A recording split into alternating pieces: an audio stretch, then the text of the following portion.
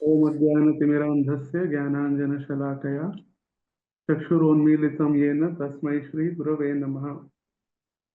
नमो विष्णुपादाय कृष्णप्रेष्ठाय भूतले श्रीमते भक्तिवेदान्त स्वामिनिति नामिने। नमस्ते सारस्वते देवे गौरवाणी प्रचारिणे निर्विशेष शून्यवादी पाश्चात्य देशतारिणे। श्री कृष्ण चैतन्य प्रभु नित्यानंद श्री अद्वैत गदाधर श्रीवासादि गौर भक्त वृंद। हरे कृष्ण कृष्ण कृष्ण हरे हरे, हरे राम राम राम हरे हरे। हरे कृष्ण।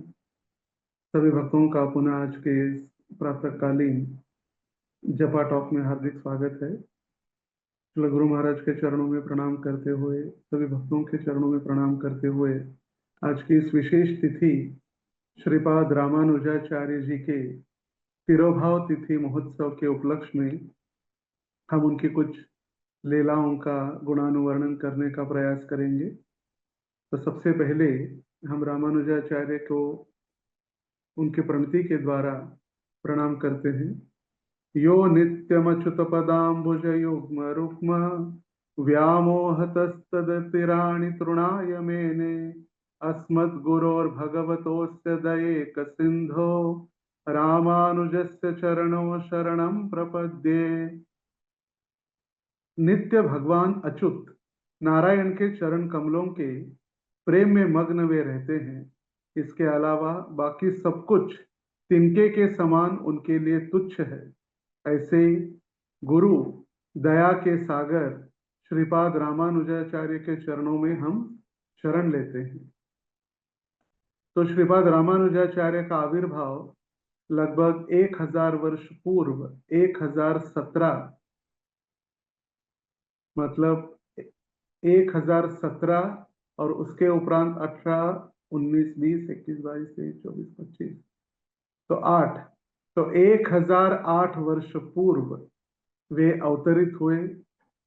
और मध्वाचार्य की भांति उस समय जो प्रचलित मायावाद निर्गुण का खंडन करने के लिए और जो मायावादी अनुयायी थे शंकराचार्य जी के, उनका पूर्ण रूप से खंडन करने हेतु और शुद्ध भक्ति का प्रचार करने हेतु वे अवतरित हुए। जैसे आदि शंकराचार्य ने प्रचार किया अद्वैतवाद, मतलब हम और भगवान एक है। फिर उसके बाद श्रीपाद मध्वाचार्य ने प्रचार किया द्वैतवाद, हम और भगवान अलग है। और फिर रामानुजाचार्य ने प्रचार किया विशिष्ट अद्वैतवाद, मतलब भगवान और हम अलग है और विशेष हमारा भगवान के प्रति संबंध है और इस संबंध के साथ हम भगवान की सेवा भी कर रहे हैं। तो फिर आचार्य टिप्पणी करते हैं कि जैसे मायावाद बढ़ने लगता है तब भगवान अपने शुद्ध भक्त को भेजते हैं। तो श्रीपाद रामानुजाचार्य का आविर्भाव 1017 में श्री पेरुम्बुदूर चेन्नई के पास वे अवतरित हुए। पिता आसुरी केशवाचार्य या यज्ञ करने में वो प्रसिद्ध थे या सभी प्रकार के यज्ञ करते थे, इसलिए उनको सर्वक्रतु भी कहा गया है। और उनकी माँ कांतिमती। और माना जाता है, जैसे कल हमने श्रवण किया, कि मध्वाचार्य वायुदेव के अवतार हनुमान और इस कलयुग में वे मध्वाचार्य के रूप में अवतरित हुए। द्वापर युग में भीम, त्रेता युग में हनुमान, वही वायुदेव के अवतार है। और यहाँ श्रीपाद रामानुजाचार्य ये आदि शेष या अनंत शेष के अंशावतार या अनंत शेष, जो भगवान जिस अनंत शेष की शैया पर विश्राम करते हैं, उनके अंशावतार ये रहे। जब उनके माता पिता को कोई पुत्र नहीं था तो माता पिता स्वयं भगवान से आराधना करने हेतु, देखिए कितनी वैदिक पद्धति, कल भी हम सुन रहे थे, जैसे ही विवाह हुआ या आजकल भी शादी का जैसे ही समय आता है तो सभी शादी.com, मैट्रिमोनी.com पर नहीं जाते कोई। सभी तपस्या, कोई भी कार्य करने के पहले अपनी हृदय की शुद्धि करने हेतु तपस्या होती है। जैसे मध्वाचार्य के माता पिता ने 12 वर्ष की तपस्या करके मध्वाचार्य को प्राप्त किया, और यहाँ पर आसुरी केशवाचार्य और कांतिमती ये दोनों भी चेन्नई में स्थित, जो आज की चेन्नई या उस समय मद्रास मद्रास या चेन्नई में स्थित जो पार्थ सारथी का मंदिर है, उस पार्थ सारथी मंदिर में गए, जो 108 दिव्य देशों में एक है। और वहां पर उन्होंने भगवान पार्थ सारथी से प्रार्थना की, और पार्थ सारथी की कृपा से ही कांतिमती को एक पुत्र हुआ जिसका नाम रखा गया रामानुज, और दीप्तिमती उनकी बहन जो थी उनका नाम रखा गया गोविंद। और ये दोनों नामकरण यामुनाचार्य के जो शिष्य थे उन्होंने इनका नाम रखा है, जिनका नाम था शैलपूर्ण। तो रामानुजाचार्य के कई गुरु रहे, शैलपूर्ण, कांचीपूर्ण, यादव प्रकाश, यमुनाचार्य इत्यादि। तो बाल्यकाल से ही रामानुजाचार्य की तीव्र जो स्मरण की शक्ति, शास्त्रों में रुचि, भगवान विष्णु के प्रति स्वाभाविक प्रेम या भक्ति, और बचपन से ही वे मंदिर में जाकर विष्णु की कथा उनको श्रवण करने में रुचि थी। जो भी भक्त हो उनसे वे श्रवण करने में अधिक रुचि रखते। जैसे श्रील प्रभुपाद जी के विषय में भी कहा जाता है, जब श्रील प्रभुपाद जी वृंदावन गए थे तो उस समय कार्तिक महीने में श्रील भक्ति सिद्धांत सरस्वती ठाकुर की ब्रजमंडल परिक्रमा चल रही थी, और उस समय भक्ति सिद्धांत सरस्वती ठाकुर जी का संग सानिध्य प्राप्त करने श्रील प्रभुपाद जी पहुंचे। और उस समय परिक्रमा शेषशाही कोसी के पास थी। कोसी के पास जब परिक्रमा रुकी थी तो संध्या काल में अनाउंसमेंट हुआ, सूचना दी गई कि आज परिक्रमा शेषशाही का दर्शन करने जाने वाली है, और जो भक्त यहाँ रहेंगे उनके लिए भक्ति सिद्धांत सरस्वती ठाकुर प्रवचन करेंगे। सारे भक्त चले गए दर्शन के लिए, मगर सिर्फ भक्ति सिद्धांत सरस्वती ठाकुर अकेले कथा सुनने के लिए बचे थे, और उन्होंने श्री भक्ति सिद्धांत सरस ठाकुर से कथा का श्रवण किया। और जब श्री प्रभुपाद जी प्रयाग में दीक्षा लेने के लिए पहुंचे थे तो भक्ति सिद्धांत सरस्वती ठाकुर को याद आया, अरे इनको श्रवण करने में रुचि है। तो हमारी भक्ति की सबसे पहली सीढ़ी या सबसे पहली योग्यता कृष्ण कथा या भगवत कथा के प्रति रुचि होना। और ये बाल्यकाल से ही ये मायावाद के विरुद्ध थे। जब रामानुजाचार्य बचपन से धीरे धीरे धीरे उनकी आयु बढ़ते गई, तो जैसे हमने कहा वो कभी किसी को निम्न जाति, उच्च वर्ण की जाति, ये ब्राह्मण, ऐसे कभी भी वे नहीं सोचते थे। उनके नजदीक ही एक भक्त थे जिनका नाम था कांचीपूर्ण। ये कांचीपूर्ण जन्म से ही शूद्र कुल में उनका जन्म हुआ था, और कांचीपुरम में भगवान की सेवा के लिए जाते थे। और कांचीपुरम से जब वो अपने घर से जब कांचीपुरम जाते थे तो बीच में इनका गांव पड़ता था रामानुजाचार्य का। तो रामानुजाचार्य के घर पर उनको रामानुजाचार्य ने उनको आमंत्रित किया, आप हमारे घर आइए प्रसाद के लिए। और उस बालक की प्रेम और तेजस्वी रूप देखकर वे आकर्षित हुए और उन्होंने प्रसाद का न्योता स्वीकार किया। जब प्रसाद हुआ तो प्रसाद के बाद श्रीपाद रामानुजाचार्य उनके चरणों की सेवा करने लगे। जब उनकी चरणों की सेवा करने लगे तो कहने लगे, अरे मैं तो शूद्र हूं, आप ब्राह्मण हैं, आप ब्राह्मण कुल में आपका जन्म हुआ है, और मेरे जैसे शूद्र की सेवा करना या शूद्र के चरणों को स्पर्श करना भी आपके लिए उचित नहीं है। और उस समय बचपन में ही, बाल्य अवस्था में ही श्रीपाद रामानुजाचार्य कहने लगे, यदि आप जैसे महान भक्त के चरणों की सेवा करने के लिए यदि मेरा ये ब्राह्मण कुल में परिवार में जन्म लेना एक संकट है, ऐसे जन्म के लिए धिक्कार है, मेरा ब्राह्मण बनना धिक्कार है। उससे अच्छा मैं तो शूद्र बन जाता। ये ब्राह्मण क्षत्रिय वैश्य शूद्र इसके परे वैष्णवता है। और इसीलिए जैसे कहा जाता है, गुरुषु नरमति वैष्णवे जाति बुद्धिसु विष्णु शिलायाम बुद्धि नारकी सह।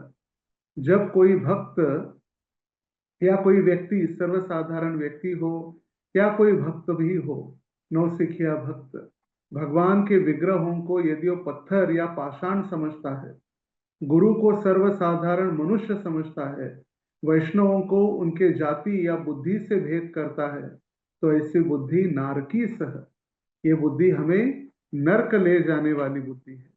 और इसीलिए उन्होंने कहा कि मैं ऐसे तथाकथित ब्राह्मण धर्म को त्याग करने के लिए तैयार हूं, मगर आपकी सेवा या आपका संग करना मेरे लिए सर्वतोपरि है। और ऐसे बालक की शुद्ध भक्ति के प्रति आसक्ति देखकर कांचीपूर्ण उनका हृदय द्रवित हुआ, और दोनों ही पूरा दिन पूरी रात कृष्ण कथा का श्रवण करने लगे। और उसी दिन से फिर पुनः इन दोनों के प्रति इतना प्रेम की भावना या उनका प्रेम दिन ब दिन बढ़ते गया। और फिर दोनों ही कृष्ण कथा श्रवण करने हेतु वे बहुत निकटस्थ और कृष्ण कथा करते गए। फिर जब उनका रामानुजाचार्य जी का विवाह संपन्न किया गया, जब उनकी आयु 16 साल की थी, 16 साल की आयु में जब उनका विवाह हुआ, मगर अफसोस की बात यह थी कि विवाह के 1 महीने के उपरांत उनके पिताजी का देहांत हुआ। आसुरी केशवाचार्य ने देह त्याग करके वो नित्य लीला में प्रवेश कर गए। और उस समय भूतपुरी या श्री पेरुम्बुदूर में रहना उनके लिए असहनीय हो गया।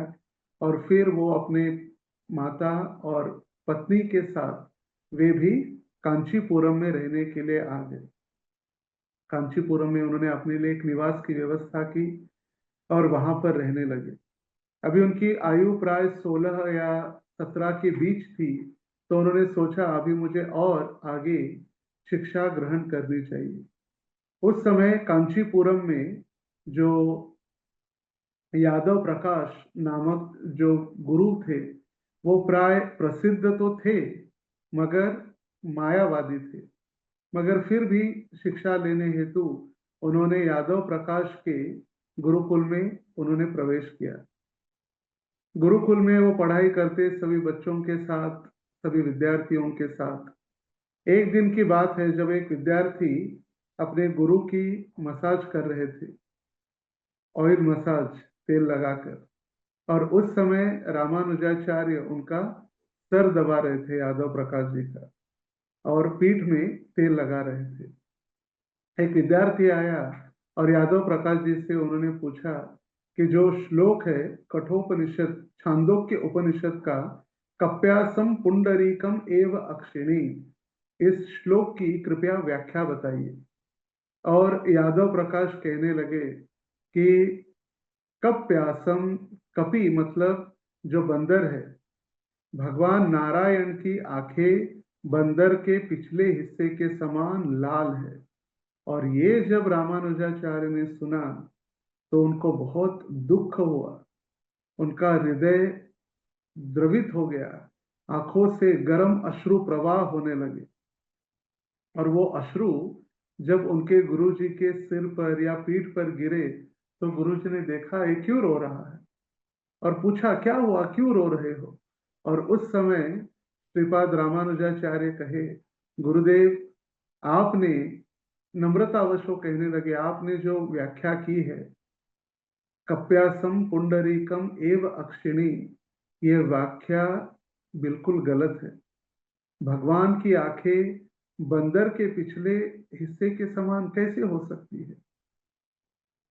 तो सभी विद्यार्थियों के सामने यादव प्रकाश क्रोधित होकर कहने लगे, तुम यदि अपने आप को शंकराचार्य से ज्यादा पंडित समझते हो तो कहने लगे, देखो आज शंकराचार्य से, आदि शंकराचार्य से बढ़कर हमारे बड़े पंडित अपनी व्याख्या करने वाले हैं, कृपया ध्यान से सुनो। और फिर यादव प्रकाश कहने लगे, कहो व्याख्या करो। और उस समय उन्होंने स्पष्ट किया, कपि शब्द का अर्थ बंदर नहीं, बल्कि कम जलम पिबंती, जो जल पीने वाला। जैसे कमल की दंडी या सूर्य, जैसे ही सूर्य उदित होता है, सूर्य उदित होते ही कमल के दंडी के द्वारा कमल जल पीना प्रारंभ करता है। और इस मंत्र का सही अर्थ ये है कि भगवान नारायण के नेत्र कमल के समान लालिमा युक्त और सूर्य के समान तेजस्वी है। भगवान की आंखों में लालिमा है। और ये जब सुना तो यादव प्रकाश आश्चर्यचकित रह गए।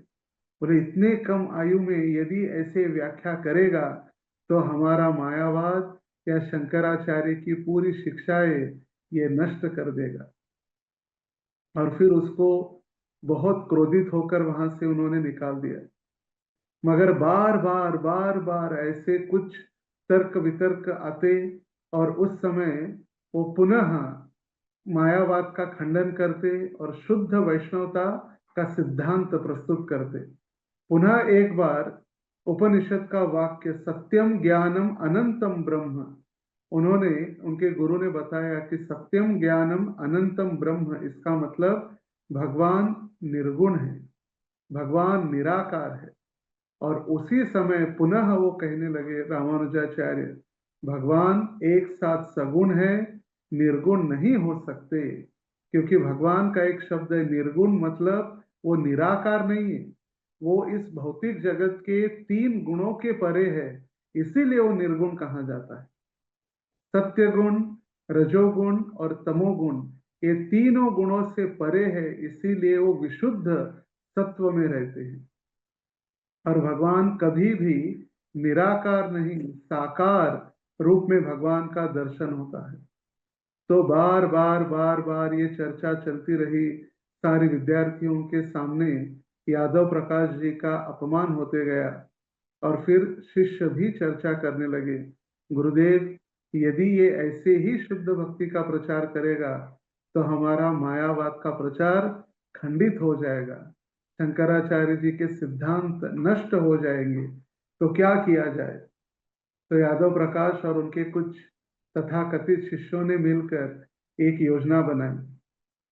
बोले, हम हरिद्वार, ऋषिकेश, उत्तर भारत की यात्रा में चलते हैं और वहां पर रामानुजाचार्य को भी हमारे साथ ले चलते हैं।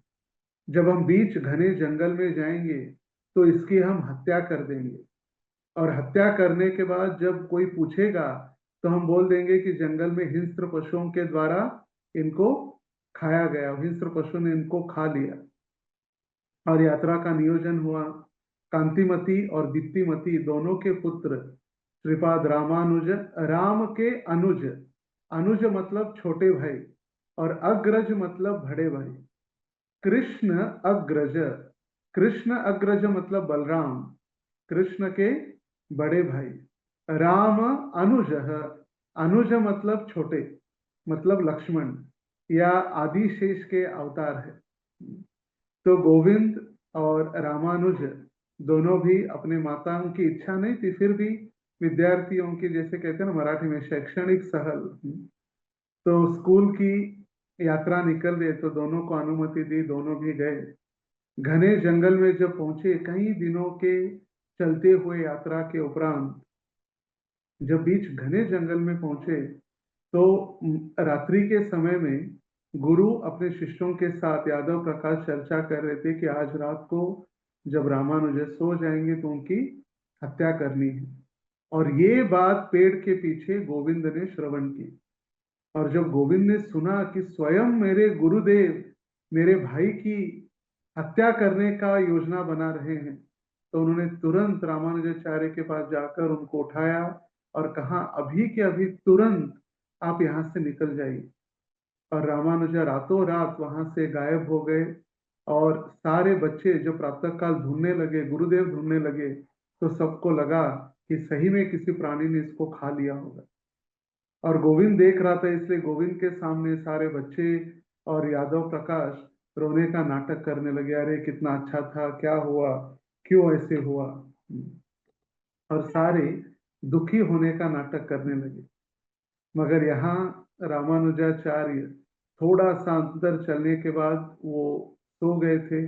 जैसे ही प्रातः काल हुआ तो प्रातः काल में एक जो जंगल में रहते आदिवासी शबर जाति के एक पति पत्नी उनको मिले, और पत्नी को पानी पीने की इच्छा थी।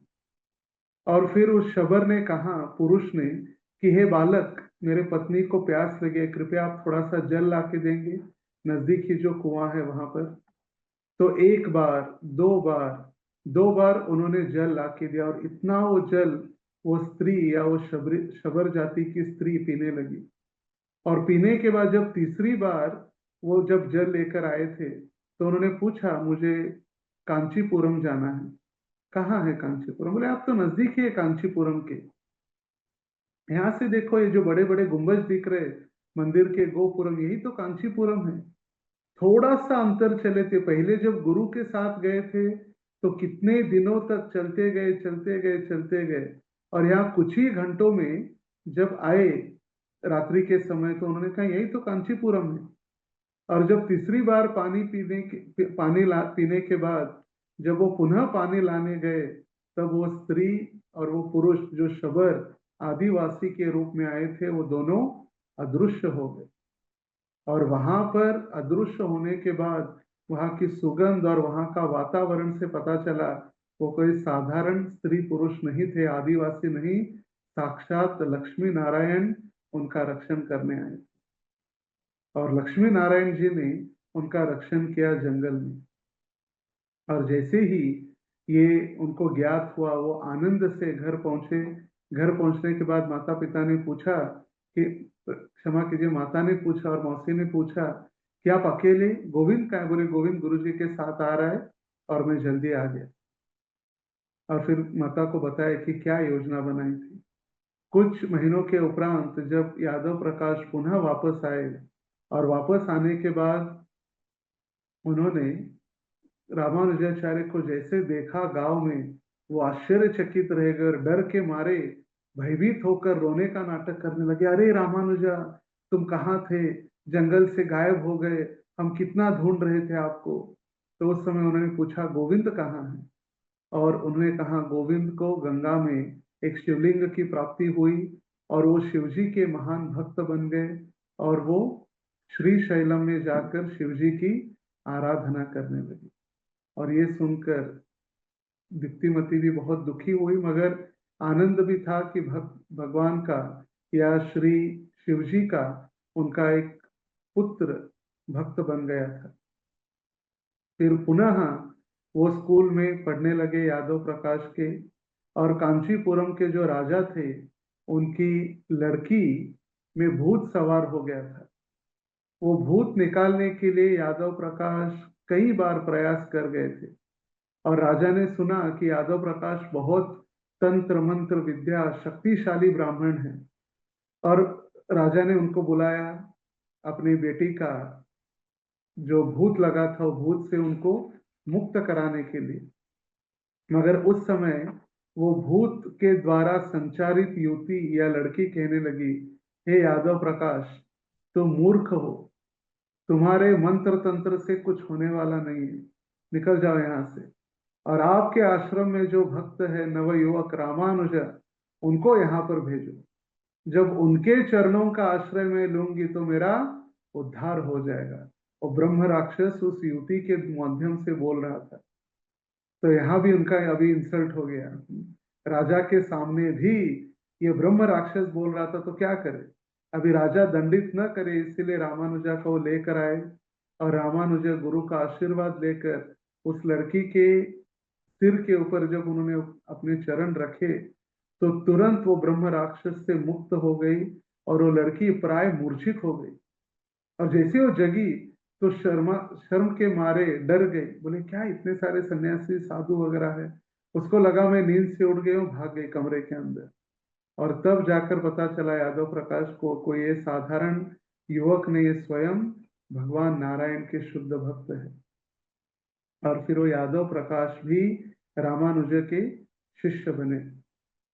फिर यही वो शुद्ध भक्ति का सिद्धांत स्थापित करते हुए उन्होंने महत्वपूर्ण जो जिम्मेदारियां श्री संप्रदाय में निभाई। इनके पहले यादव प्रकाश यादव प्रकाश तो इनके जो विद्यापीठ के गुरु थे। यामुनाचार्य, जो यामुनाचार्य श्री संप्रदाय के महान एक आचार्य जो रामानुजाचार्य के पहले थे। रामानुजाचार्य और यादव जो यमुनाचार्य, इन दोनों की कभी 1-to-1 मीटिंग या भेंट नहीं हुई। यमुनाचार्य एक दिन कांचीपुरम आए थे श्रीरंगम से। उन्होंने देखा कि ये रामानुजा इतना सुंदर लड़का है, भगवान का भक्त है, मगर ये यादव प्रकाश के गुरुकुल में मायावादी के साथ क्या कर रहा है। और उस समय उन्होंने प्रार्थना की थी कि नारायण, आपसे प्रार्थना है कि जल्द से जल्द इस यादव प्रकाश के मायावाद खंडन से इनकी मुक्त करा दीजिए। इस मायावादी से, चंगुल से रामानुजाचार्य की मुक्ति करा दीजिए। और भगवान ने उनकी सुनी और इनके चंगुल से वो मुक्त हो गए। और जब महापूर्ण नामक और एक इनके गुरु हुए रामानुजाचार्य के, वो कांचीपुरम से उनको यमुनाचार्य को मिलने के लिए श्रीरंगम ले गए। जब रामानुजाचार्य पहली बार कांचीपुरम, ये तिरुपति से श्रीरंगम के बीच में है, जहां पर कांचीपुरम, माताओं को याद होगा कांचीपुरम की साड़ियां प्रसिद्ध है, कांचीपुरम, धर्मावरम, सिल्क साड़ी। तो कांचीपुरम ये स्थान है जहां पर विष्णु कांची और शिव कांची दोनों हैं। विष्णु कांची में वरदराज भगवान है और शिव कांची में शिवजी है। 1989-90 की बात है जब ऑल इंडिया पदयात्रा गई थी कांचीपुरम, और उस समय हमारे गुरु महाराज भी वहां पर थे पदयात्रा के साथ। और वरदराज भगवान के सामने गुरु महाराज ने प्रार्थना की, वरद राज, वर देने वालों में श्रेष्ठ। जब भगवान का दर्शन करने में जाते हैं वहां पर 18 सीढ़ियां हैं। तो 18 सीढ़ियां चलकर जाना मतलब 18 भगवत गीता के अध्याय है। और भगवत गीता के 18वें अध्याय के अंत में जो भगवान कहते हैं, मां शुचः, डरो नहीं, अभी आप मेरे पास आ चुके हो। सर्वधर्मान परित्यज्य मामेकम शरणम व्रज, अहं त्वाम सर्व पापेभ्यो मोक्षयिष्यामि मां शुचः, डरने की कोई आवश्यकता नहीं है। तो फिर गुरु महाराज भी पहुंचे और गुरु महाराज ने प्रार्थना की, हे भगवान, आप वर देने वालों में सबसे श्रेष्ठ है और मुझे वर दीजिए। कौन सा वर? कोई भौतिक इच्छा नहीं मांगी। गुरु महाराज ने आशीर्वाद मांगा, भगवान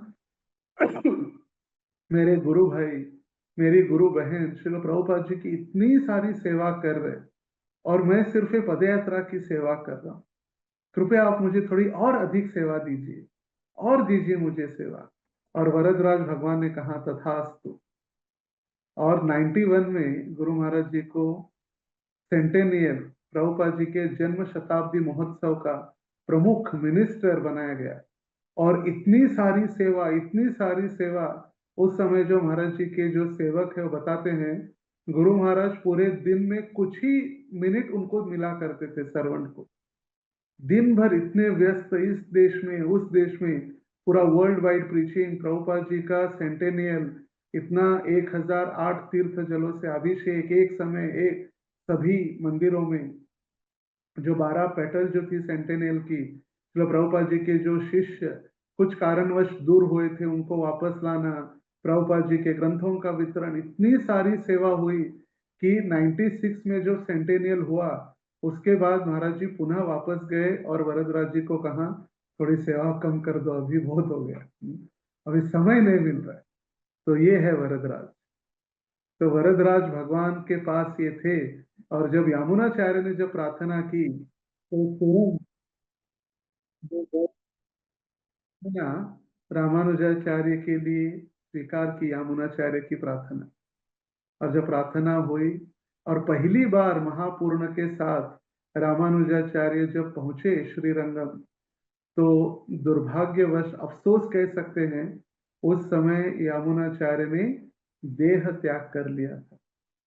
ये पहुंचने के पहले उनको तीव्र इच्छा थी यामुनाचार्य को, रामानुजाचार्य को मिलने की, मगर भगवान की लीला और भगवान की योजना अलग ही थी।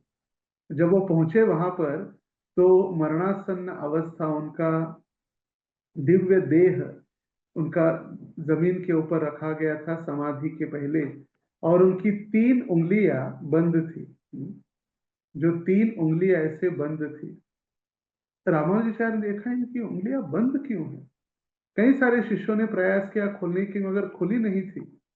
और जब रामानुजाचार्य ने देखा, गुरु को प्रणाम किया और कहा, हे गुरुदेव, मैं आपके समक्ष वचनबद्ध होता हूं, 3 प्रतिज्ञा करता हूं।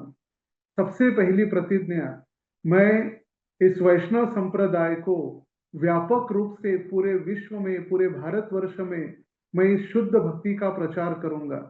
तो जिनका शरीर त्याग किया है उनकी 1 उंगली निकल के बाहर आई, 1 उंगली। दूसरा उन्होंने संकल्प किया, मैं वेदांत सूत्र के ऊपर भाष्य लिखूंगा। जो वेदांत है, वेदांत सूत्र के ऊपर किसी संप्रदाय की यदि टीका नहीं है तो फिर वो टीका या उस संप्रदाय ऑथोराइज नहीं माना जाता। जैसे हमारा गौड़ीय संप्रदाय भी ऑथोराइज नहीं माना जा रहा था, तो बलदेव विद्याभूषण ने जयपुर में गोविंद जी के सामने बैठकर गीता के ऊपर टीका लिखी और उसका नाम रखा गोविंद भाष्य। इसलिए श्रील प्रभुपाद जी भगवत गीता के शुरुआत में लिखते हैं, गीता बलदेव विद्याभूषण को समर्पित है, क्योंकि उन्होंने सबसे पहली टीका लिखी थी, अपनी कमेंट्री। और फिर रामानुजाचार्य ने जो कमेंट्री लिखी उसका नाम उन्होंने रखा श्री भाष्य। बलदेव विद्याभूषण जी ने रखा गोविंद भाष्य, क्योंकि गोविंद ने उनको मार्गदर्शन किया था, और श्री मतलब माता लक्ष्मी, लक्ष्मी देवी के मार्गदर्शन से उन्होंने टीका लिखी, और उनका संप्रदाय भी बना श्री संप्रदाय, जिसकी शुरुआत या संस्थापक स्वयं श्रीमती लक्ष्मी देवी है। तो ये दूसरी उंगली खुल गई, अभी एक ही उंगली बंद थी। और उन्होंने कहा, उपनिषदों के आधार पर पराशर मुनि की शिक्षाओं का आधार या उनका प्रचार करते हुए मैं मेरे एक शिष्य का नाम पराशर रखूंगा। तो फिर तीसरी उंगली भी खुल गई। और ये जब सारे वैष्णव संप्रदाय के भक्तों ने देखा कि हमारे गुरुदेव इस भौतिक जगत में नहीं है, फिर भी रामानुजाचार्य की प्रतिज्ञा से उनकी सारी उंगलियां और उनकी अधूरी इच्छाएं पूर्ण हो गई है, और इसीलिए आज से हमारे आचार्य श्रीपाद रामानुजाचार्य श्री संप्रदाय के महान आचार्य बने। जैसे कल हम श्रवण कर रहे थे, मध्व संप्रदाय का जो मुख्य केंद्र है वो है उडुपी कर्नाटक में, और श्री संप्रदाय का मुख्य केंद्र है श्रीरंगम, तिरुचिरापल्ली या त्रिची के पास तमिलनाडु में श्रीरंगम, ये मुख्य स्थान है। वैसे 4 मुख्य स्थान है श्री संप्रदाय के। एक है पुष्प मंडपम, ज्ञान मंडपम, भोग मंडपम और त्याग मंडपम। तो भोग मंडपम मतलब श्रीरंगम, जहां पर अनंत शेष की शैया पर नारायण विश्राम कर रहे। विश्व का सबसे विशाल या बड़ा मंदिर, ये विग्रह स्वयं जो विभीषण इनकी सेवा कर रहे थे। प्रभु रामचंद्र ने विभीषण को ये विग्रह दिए थे, और विभीषण अयोध्या से ये विग्रह जब लेकर जा रहे थे लंका, तो उन्होंने श्रीरंगम में रखे और यहीं पर ये रह गए। और हर 12 साल में स्वयं विभीषण आके इनकी आराधना भी करते हैं। अनंत शेष के शैया पर ये लेटे हुए हैं। ये है भोग मंडपम। पुष्प मंडपम मतलब तिरुपति बालाजी, वेंकट रमणा गोविंदा गोविंदा। पुष्प, यहाँ पर भगवान को पुष्प का मंडप या पुष्प का डेकोरेशन, पुष्प की मालाएं, पुष्प की सेवा बहुत प्रसिद्ध है। ज्ञान मंडपम, ज्ञान मंडपम है मेलकोटे, जहां पर श्रीपाद रामानुजाचार्य 12 वर्ष अपने हजारों शिष्यों के साथ रहे और वेदांत सूत्र के ऊपर उन्होंने टीका लिखी और अध्ययन किया। तो ऐसे कहा जाता है जो भी भक्त मेलकोटे में जाकर श्री भाष्य या वेदांत सूत्र का अध्ययन करता है, एक श्लोक भी, तो उसका पूरा जो वेदों का शास्त्र है पढ़ने का उनको आशीर्वाद या फलश्रुति प्राप्त होती है।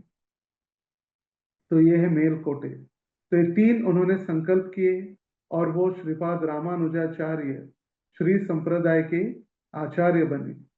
इनका जो सिद्धांत है विशिष्ट अद्वैत सिद्धांत, भगवान नारायण सर्वोत्तम पूर्ण पुरुषोत्तम है, जीव और प्रकृति वास्तविक है, और मुक्ति का अर्थ है भगवान का कैंकर्य, किम करोमि, मैं भगवान आपके लिए क्या कर सकता हूं, मैं आपका शाश्वत सेवक हूं। ये सिद्धांत मतलब विशिष्ट अद्वैत सिद्धांत। हम भगवान से अलग है और भगवान के साथ हमारा विशिष्ट संबंध है दास रूप में, इसीलिए विशिष्ट अद्वैत ये इनका सिद्धांत है। जब श्रीपाद रामानुजाचार्य इस भौतिक जगत में 120 वर्ष वे रहे और आज के दिन उन्होंने देह त्याग किया। माघ महीने के एक दशमी के दिन, पवित्र ये दशमी का दिन है, कल पवित्र एकादशी है, जया एकादशी या भौमी एकादशी भी कहते हैं, क्योंकि वराह द्वादशी के एक दिन पहले, तो उन्होंने आज से 3 दिन पहले ही, जैसे आज यह है बुधवार, तो उन्होंने रविवार को ही देह त्याग करने का डिसाइड कर लिया था 3 दिन पहले। मगर उनके जब शिष्य सारे दुखी हुए और कहने लगे गुरु महाराज नहीं, कृपा करके हमें छोड़कर मत जाइए, कृपया हमारे साथ रहिए, हमें और मार्गदर्शन कीजिए, तो रामानुजाचार्य शिष्यों के लिए उन्हें कहा ठीक है मैं और कुछ समय बिताता हूँ। और जब शिष्य रोने लगे आपके विरह में हम कैसे रह पाएंगे, तो उन्होंने एक शिल्पकार को बुलाया और एक जो विग्रह बनाने के लिए कहा, पाषाण में मूर्ति, और मूर्ति बनाई उनके जैसी ही। 3 दिन लगे उस मूर्ति को बनाने के लिए और वे 3 दिन वो अपने शिष्यों को मार्गदर्शन करते रहे। जब उन्होंने देह त्याग किया तो उस समय हजारों गृहस्थ तो थे ही भक्त, हजारों लाखों की संख्या में वो उनके शिष्य थे और भक्त थे गृहस्थ। उनको हमारे जैसे एक जपमाला लेकर नगर संकीर्तन करने की आवश्यकता नहीं पड़ती थी, या एक बार एक व्यक्ति को पीछे 1-to-1 काउंसलिंग, मार्गदर्शन, आईडीसी, दीक्षा ऐसे नहीं था। वो जब प्रचार करते दक्षिण भारत में, पूर्ण राजा को प्रचार करते, फिर वो राजा को प्रचार होने के बाद पूरा राजा का राज्य ही वैष्णव भक्त बन जाता, पूरा गांव का गांव वो भक्त बना देते, पूरा मोहल्ला, पूरा शहर, पूरा जिला ऐसे भक्त बना देते, इतनी उनकी शक्ति थी। तो लाखों गृहस्थ तो थे ही, साथ ही साथ उनके 700 सन्यासी शिष्य थे। लाखों गृहस्थ, 700 सन्यासी शिष्य और 12,000 ब्रह्मचारी शिष्य। कितने? 12,000। यदि गुरु महाराज 12,000 शिष्यों को लेकर यदि प्रचार करना प्रारंभ करेंगे और कहीं गांव में जाएंगे, सोलापुर, पंढरपुर या नासिक, तो नासिक वाले कहेंगे गुरु महाराज आप अगली बार आइए, इस बार नहीं। 12,000 शिष्यों की व्यवस्था कैसे करें? तो 12,000 ब्रह्मचारी शिष्य, 700 सन्यासी और 300 कट्टी अम्मई, मतलब स्त्रियां ब्रह्मचारिणी जिन्होंने वैराग्य स्वीकार किया है, उनको कटी अम्मई, ये तमिल भाषा में कहा जाता है, कटी अम्मई। तो ये इनके जो आराध्य आचार्य रहे। जब वो 3 दिन रहे तो इन 3 दिनों में उन्होंने अपने शिष्यों को मार्गदर्शन किया, सदैव एकत्रित रहे, परस्पर सहयोग करे, जो श्रील प्रभुपाद जी ने भी आदेश दिया था, कोऑपरेशन, या सभी शिष्य एक साथ रहे। माया बाहर से नहीं भीतर से आक्रमण करती है, यही आदेश श्रील प्रभुपाद जी ने दिया था। इस्कॉन को बाहर से खतरा नहीं, अंदर से ही खतरा हो सकता है जब हम एक साथ नहीं रहेंगे। वे कहे श्री भाष्य का अध्ययन करो, प्रचार करो, प्रेम श्रद्धा तथा भगवान नारायण के पवित्र नामों का निरंतर कीर्तन करो। वे कहे कि चरणामृत साधारण जल नहीं है, चरणामृत भगवान के चरणों से प्राप्त हुआ, इसीलिए चरण अमृत। और इसीलिए जब भक्त हम लेते हैं चरणामृत, भौतिक जगत में तो मंत्र अलग अलग बोलते हैं, अकाल मृत्यु हरणम भयनाशनम इत्यादि, मगर जब वैष्णव चरणामृत लेते हैं वो प्रार्थना करते हैं, राधा कृष्ण पादोदकम प्रेम भक्ति दम मुदा भक्ति भावे न वै पीत्वा शिरसाधार म्याम्यहम। भगवान राधा कृष्ण के चरणों से प्राप्त ये जल ये कोई साधारण नहीं है, प्रेम भक्ति दम मुदा, प्रेम और भक्ति देने वाला है, इसको ग्रहण करके शिरसा धारम्याम्यहम। चरणामृत लेने के बाद हाथ धोना भी अपराध है, जैसे शास्त्रों में वर्णन है, इसलिए उसको हम सिर के ऊपर, इसलिए कि ग्लास ग्लास में थोड़े से 3 ड्रॉप होता है चरणामृत। रामाचार्य कहे कि ये चरणामृत कोई साधारण नहीं है, सारे वैष्णवों की सेवा, अपने गुरु के समान उनकी सेवा कीजिए। वैष्णवों की सेवा कैसे? अपने गुरु के समान सेवा कीजिए, नम्रता और सहनशीलता के साथ, और वैष्णव अपराध से सदैव बचे रहे। और ये सारे उपदेश देते देते आज के दिन रामानुजाचार्य ने इस भौतिक संसार से प्रस्थान किया। अपने गुरु यमुनाचार्य की पादुकाएं उन्होंने अपने वक्षस्थल पर, छाती पर रखी। देखिए, हमें सिखा रहे आचार्य कैसे हमें देह त्याग करना है। कोई साधारण नहीं, सबसे बड़ी हमारी परीक्षा है, द फाइनल एग्जाम कैसे हमें देनी है। तो पादुकाएं गुरु महाराज की अपने वक्षस्थल पर रखी, अपना मस्तक, अपने चचेरे भाई जो गोविंद था वो भी अभी वैष्णव बन गया था, उनके गोदी में सर रखा, और अपने चरण उनके शिष्य आंध्रपूर्ण नामक जो उनके शिष्य थे उनके शिष्य के गोदी में रखा, गोदी में चरण रखे आंध्रपूर्ण के, अपना सिर अपने चचेरे भाई गोविंद के गोदी में रखा, वक्षस्थल पर अपने गुरु महाराज की पादुकाएं रखी, और नारायण का स्मरण करते हुए उन्होंने आज के दिन देह त्याग किया।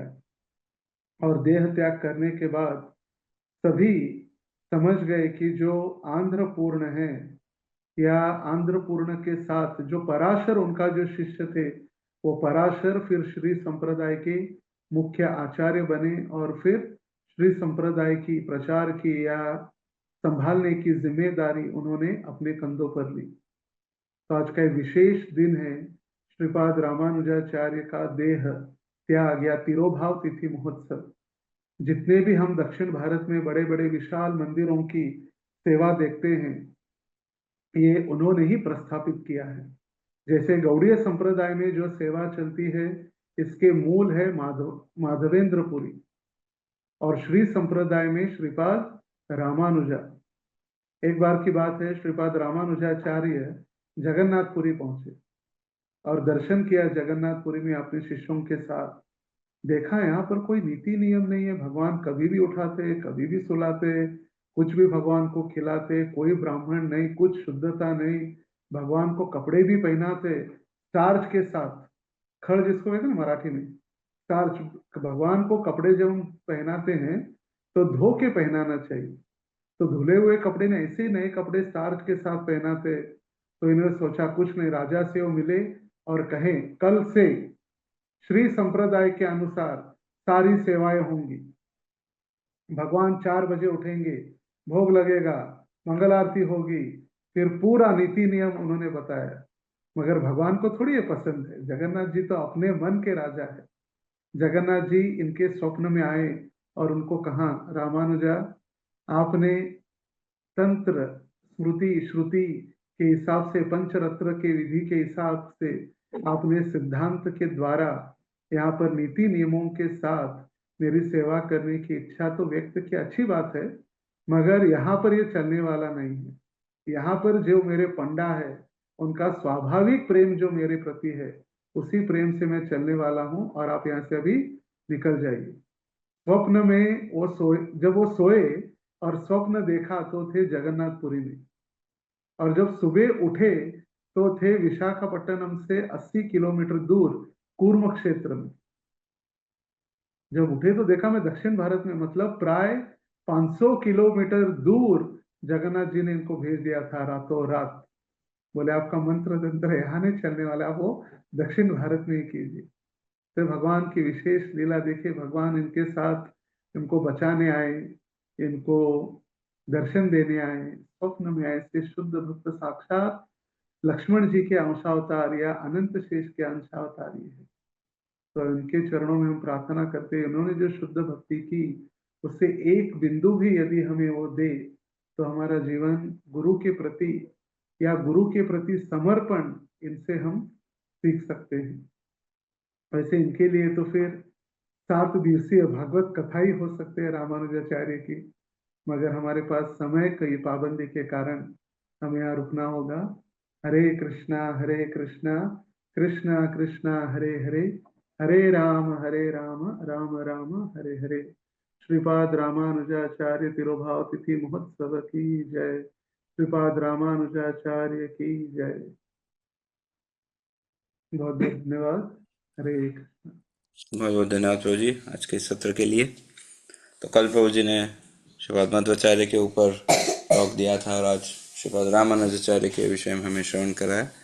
तो अभी हमारा फेस्टिवल सीजन एक प्रकार से चल ही रहा है। अब कल महिमी एकादशी और वरा द्वादशी का भी फास्टिंग है, कल दोपहर तक पूर्ण रूप से फास्ट करना है। और परसों 30 तारीख से जिस दिन वरा द्वादशी उस दिन से हम श्री नित्यानंद प्रभु के विषय में 3 दिवस श्री नित्यानंद कथा का आयोजन किया गया परम पूज्य श्री राधे श्यामानंद स्वामी महाराज के द्वारा। 30, 31 और 1 इन तीनों दिन हम महाराज जी से श्रवण करेंगे नित्यानंद प्रभु की विशेष लीलाएं, चरित्र और तत्व। तो आइए अब के सत्र को विराम देते हुए महामंत्र का उच्चारण करके श्रीमान कृष्ण भक्त प्रभु का हृदय पूर्वक आभार व्यक्त करते हैं। हरे कृष्णा कृष्ण कृष्ण हरे हरे, हरे राम राम राम हरे हरे। श्री हरिनाम प्रभु की जय। हरे कृष्ण महामंत्र की जय। श्रीपाद रामानुजाचार्य तिरुभाव तिथि महोत्सव की जय। श्रील प्रभुपाद की जय। परम पूज्य श्री लोकनाथ स्वामी गुरु महाराज की जय। वांछा कल्पतरुभ्यश्च कृपा सिंधुभ्य एव च पतितानां पावनेभ्यो वैष्णवेभ्यो नमो नमः। अनंत कोटि वैष्णववृंद की जय।